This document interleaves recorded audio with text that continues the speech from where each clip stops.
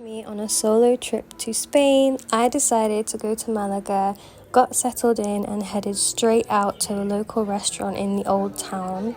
I was recommended the chef's special dish, which was an Andalusian beef shin lasagna. It was the best lasagna I have had in a long time. It literally melted in my mouth. I can still taste it now. After that, I went for a little wander. The cathedral was so beautifully lit, and it was then straight on to day 2. This strip is so much fun. There's lots of live music, the sun was shining, there's little market stalls all dotted along where you can get your holiday trinkets, and the boat stock here too, which is quite cool to see. There are also some restaurants and bars along here, but I wouldn't really recommend them because they were very touristy and overpriced.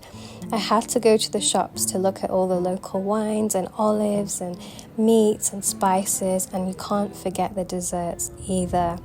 I headed back to get ready for an evening of wine and food tasting tour, and this I could not recommend enough. It was such a great way to meet people, especially if you are solo traveling, but also a great way to learn much more about the Spanish food and drinks and culture.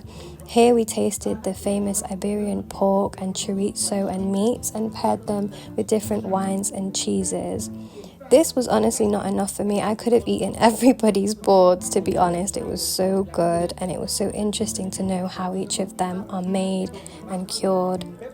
And then we went on to a few other different local spots. Again, a great way to see hidden places that you wouldn't necessarily find if you were just traveling, generally. I would definitely say that this made the experience, this was a highlight. Then on to the next day, I did some touristy things, went to the theatre, looked around the shops, and then it was time for dinner again. These prawns were incredible. Again, gambas pil pil and croquetas are a Spanish special dish, famous dish in Spain. The croquetas I had were pork and apple, mushroom and stuffed chicken, and I've never ever tasted something that melts in your mouth so well. I will definitely list all of the restaurants and places to visit in the caption. On the last day, I had a wander again and treated myself to some pasta and a glass of wine. I know it's not Spanish, but it's pasta. Off to the beach, and that was the end of the trip.